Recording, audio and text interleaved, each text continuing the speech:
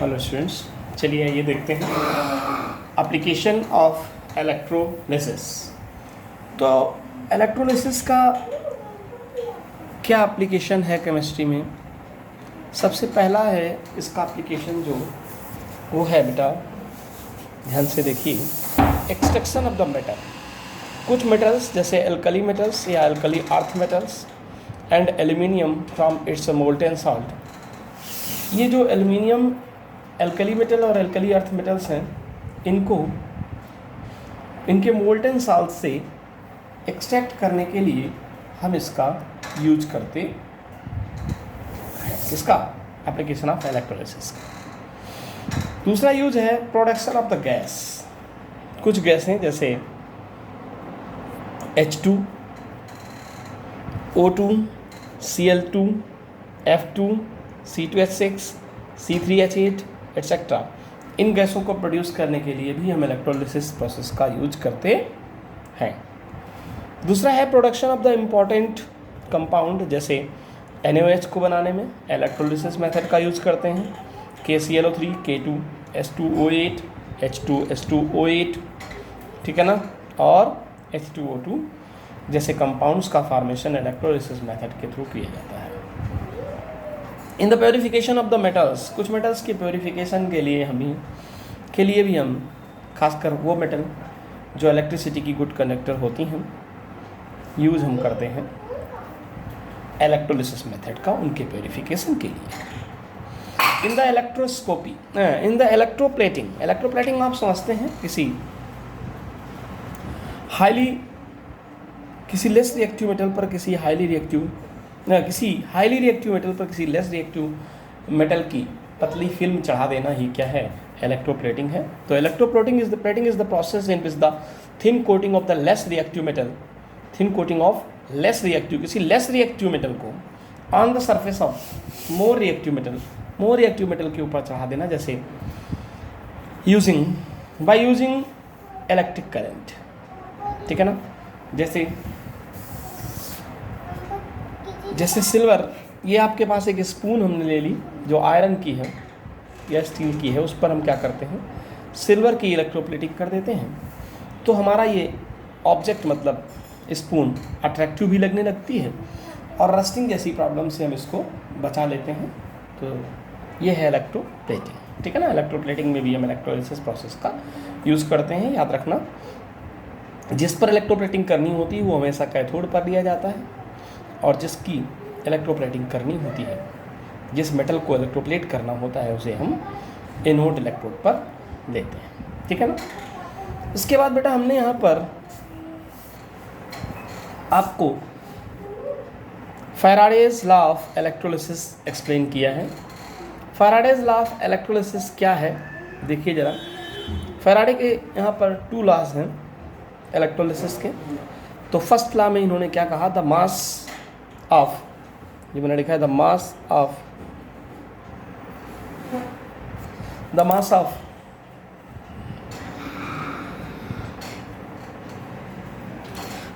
Substance जैसे M deposited or liberated at the any electrode is directly proportional to the quantity of electric current और charge pass during the electrolysis.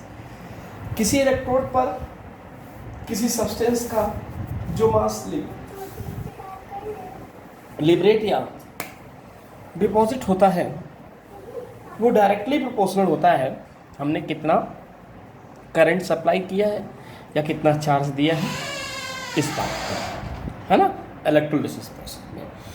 तो W is directly proportional Q के, ठीक है ना। But हमने पढ़ रखा है Q इज इक्वल टू होता है IT के, वेयर I क्या है? Current in ampere, T time in the second. So W is directly proportional IT, और हम लिख सकते हैं W is equal to ZIT। Z यहाँ पर एक कांस्टेंट है जो इलेक्ट्रोकेमिकल इक्विवेलेंट कहलाता है, ठीक है बेटा। इफ Q, अगर Q मतलब जो चार्ज है वो 1 कूलाम का है, तो 1 is equal to I is equal to 1 ampere I की वैल्यू क्या है 1 एम्पियर और टी क्या है 1 सेकेंड है। तो इस केस में देन हम इसको क्या लिख सकते हैं, then W is equal to क्या हो जाएगा z हो जाएगा, क्योंकि ये दोनों चीज़ें 1 है, कैंसिल आउट हो जाएंगी, डब्ल्यू जेड के इक्वल हो जाएगा। अब देखिए इसके बाद, अब देखिए W is equal to E I T अपन 96500, ठीक है बेटा। तो Q अपान किसके है, ये F के, Q की वैल्यू ये थी, F ये फैराडे कांस्टेंट है। अब आप देखिएगा बेटा, तो ये हो गया आपका पूरा derivation, first law of Faraday constant, Faraday. Second law of the Faraday क्या है, when the same quantity of the electricity, जब हम same quantity electricity is passed through several electrolyte, different electrolytes में पास करते हैं, then the mass of the substance deposited or liberated is directly or proportional या directly proportional to their respective chemical equivalent. तो ये इसके respective हो जाता है। कैसे मैंने लिखा है यहाँ पर, W upon E is equal to I into T के अपान 96500 फैराडे कांस्टेंट फ्रॉम,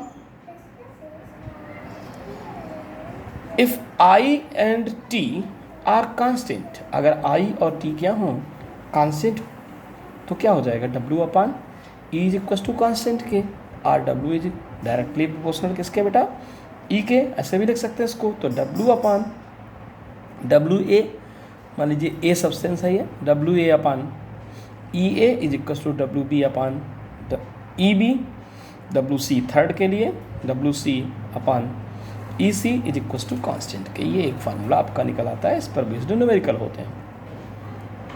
आप इंडेक्स क्वेश्चन 10 फ्रॉम एनसीईआरटी के इंडेक्स क्वेश्चन 10 को खोलिए, इसमें दिया गया है I, बेटा बुक से आप देख लीजिएगा इस क्वेश्चन को, I is equal to 0.5 ampere दिया गया है, T जो यहाँ पर दिया गया है वो 2 हॉर्स दिया गया है, 2 घंटे दिया गया है। How many electron flow through the air. अब देखिए Q is equal to, formula लगाइए, Q is equal to I T, I क्या है यहाँ पर 0.5 है, ये देखिए इंटू 2, T 2 आवर्स है, तो हार्स को हमने क्या किया सेकंड में चेंज किया, इंटू 60 कर दिया, 3600 कूलाम आ गया। वी नो 96487 कूलाम, मतलब जो फैराडे कांस्टेंट है, इज इक्वल टू किसके होता है 6023 इंटू 10⁻23 एवोगाद्रो नंबर के, ठीक है। तो यहाँ पर चूंकि 1 कूलाम इज इक्वल टू इसके हो जाएगा, इसलिए 3600 कूलाम इज इक्वल टू किसके हो जाएगा 6.023 इंटू 10⁻23 अपान 96487। इसको होल नंबर में आप फैराडे कांस्टेंट ये वाला भी लिख सकते हैं, यही चीज़ होल नंबर में लिखेंगे, ठीक है ना। इसको सॉल्व करिएगा।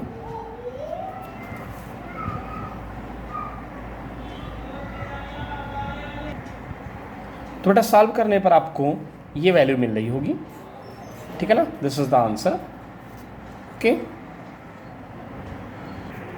अब बेटा यहाँ से हमने कोलराउस लॉ को एक्सप्लेन किया है, Kohlrausch law of the independent migration of ion, ठीक है। डिफाइन कैसे करेंगे, द मोलर कंडक्टिविटी, थोड़ा जूम कर लीजिए इसको,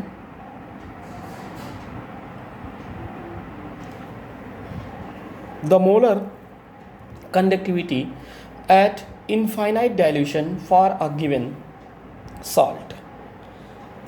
इनफाइनाइट डाइल्यूशन पर कह रहे हैं किसी इलेक्ट्रोलाइट की इनफाइनाइट डाइल्यूशन पर जो कंडक्टिविटी है उसमें salt can be expressed as the sum of the individual contribution from the ions of the electrolyte।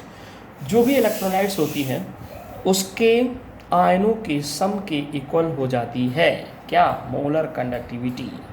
Infinite dilution पर किसी इलेक्ट्रोलाइट की मोलर कंडक्टिविटी उसमें जो भी आयंस होते हैं उनके सम के इक्वल हो जाती है। ओके, इसके लिए फार्मूला क्या बनता है, देखिए जरा। इसके लिए फार्मूला ये बन जाता है आपका, यहाँ कौन क्या है, तो molar conductivity and equivalent conductivity of at infinite dilution AgNO3 are, ऐसे लिख सकते हैं या फिर आप ऐसे लिख सकते हैं, AgNO3 इनफाइनाइट डाइल्यूशन पर इज इक्वस टू, तो AgNO3 को ब्रेक करेंगे आप तो Ag प्लस और NO3 में टूटेगा, तो इस तरह से कैटायन और एनायन में आप तोड़ लेंगे, ये इसके इक्वल हो जाता है। या आप ऐसे लिखिएगा इनफाइनाइट डाइल्यूशन पर, ठीक है ना, equivalent conductivity of at infinite dilution AlCl3 दूसरे के लिए, यहाँ AgNO3 ये AlCl3 के लिए, तो इस तरह से भी आप लिख सकते हैं AlCl3, तो यहाँ पर Cl3 मतलब 3Cl माइनस टूटेंगे तो हम इसको ऐसे लिखेंगे 1/3 Al पर triple plus plus Cl minus, इसको एक ले लिया ना, क्योंकि इसके 3 मोल्स थे, 3Cl माइनस थे, तो इसलिए 1/3 कर दिया जाएगा यहाँ पर, ठीक है ना। तो equivalent conductivity Al2SO4, third example लेकर मैंने एक्सप्लेन किया, Al2SO4 का होल थ्राइस, तो इसको आप ऐसे लिख सकते हैं इनफाइनाइट डाइल्यूशन Al2SO3 का whole thrice equals to Al कितने ले आइए, 1/3 ले आइए, अब चूंकि Al2 है तो इसे 1/2 कर दीजिएगा जा करके, ठीक है ना, SO4 माइनस माइनस हो जाएगा। Same as molar conductivity at infinite dilution, ये लिखा है molar conductivity at infinite dilution 1:1 nature for electrolytes. तो मोलर कंडक्टिविटी के लिए क्या, यहाँ पर EQ की जगह इक्विवेलेंट होता, तो उस जगह पर हमने क्या कर दिया, M कर दिया molar conductivity at infinite dilution, तो क्या हो जाएगा RC into infinite dilution of cation, ये C का मतलब यहाँ पर कैटायन है, RA इंटू ये A का मतलब यहाँ पर एनायन से है, into infinite dilution of anion. ये तो हुआ आपका, इस तरह से आप एक्सप्लेन करेंगे जब भी आपको लिखने को आएगा, या डेफिनेशन लिखेंगे आप और कोलराउस लॉ के लिए इस तरह से आप एक्सप्लेनेशन देंगे। इसके बाद है application of the Kohlrausch law. Kohlrausch law के क्या एप्लीकेशन है, तो ज़रा देखिए कोलराउस लॉ की एप्लीकेशन, देखिए बेटा कोलराउस लॉ के लिए for the calculation of, Kohlrausch law का हम यूज़ कहाँ करते हैं, for the calculation of equivalent conductivity at infinite dilution of the weak electrolyte, किसी वीक इलेक्ट्रोलाइट की, ठीक है, equivalent conductivity at infinite dilution के लिए हम के कैलकुलेशन के लिए हम इसका यूज़ करते हैं। The calculation of infinite dilution at equivalent of weak electrolyte with the help of the strong electrolyte, किसी स्ट्रॉन्ग इलेक्ट्रोलाइट की मदद से किसी वीक इलेक्ट्रोलाइट की हम इक्विवेलेंट कंडक्टिविटी को कैलकुलेट करते हैं। जैसे ये स्ट्रॉन्ग इलेक्ट्रोलाइट्स ले लिए गए, ठीक है ना, तो CH3COONA प्लस HCl, ये स्ट्रॉन्ग इलेक्ट्रोलाइट, ये स्ट्रॉन्ग, तो हमने क्या किया, तो फार्मूला क्या बन जाएगा, CH3COOH प्लस NaCl, ये वीक हो जाएगा और ये स्ट्रॉन्ग हो गया, क्या बनेगा, इनफाइनाइट डाइल्यूशन पर CH3COOH के लिए आप लिख सकते हैं इस फार्मूले के अनुसार, CH3COO माइनस आयन में टूटेगा, ये एनायन हो जाएगा और ये आपका कैटायन हो जाएगा। एक इक्वेशन बन गई। दूसरी इक्वेशन इसके लिए, इसको लेकर के बनाइए, तो CH3COONA जब ब्रेक होगा तो क्या बनाएगा, CH3COO माइनस और Na प्लस, है ना, कनेक्टिविटी एट इनफाइनाइट डायरेक्शन दोनों में लगा देंगे आप, ये सेकंड इक्वेशन बन जाएगी। थर्ड इक्वेशन आप HCl के लिए बनाएंगे तो H प्लस और Cl माइनस में टूटेगी, बाकी सब सेम चीज़ें वैसे ही रहेंगी। ऐसे ही आप NaCl के लिए लिखेंगे तो ये हो जाएंगी। इस तरह से आपको 4 इक्वेशन, यहाँ पर टोटल 4 इक्वेशन मिल जाएंगे। अब हम इन वैल्यू को कैसे रखेंगे? So infinite dilution of CH3COO minus plus infinite dilution of H plus is equal to CH3COO minus at infinite dilution plus Na plus infinite dilution. दूसरे ब्रैकेट में आइएगा तो आपको क्या मिल जाएगा बेटा? इसी को तो हम ब्रेक कर रहे हैं, इसको ही तो ब्रेक कर रहे हैं, plus infinite dilution H plus plus Cl minus, minus लगाइए, वो निकालना है ना हम, इसका माइनस लगाइए तो क्या हो जाएगा? Infinite dilution of Na plus plus infinite dilution of Cl minus, ये इसके लिए लिख दिया गया। ठीक है, अब देखिए तो इतने तरह के यहाँ पर आपको आयंस मिल रहे होंगे। इस तरह से आप इसको नोट कर लीजिए।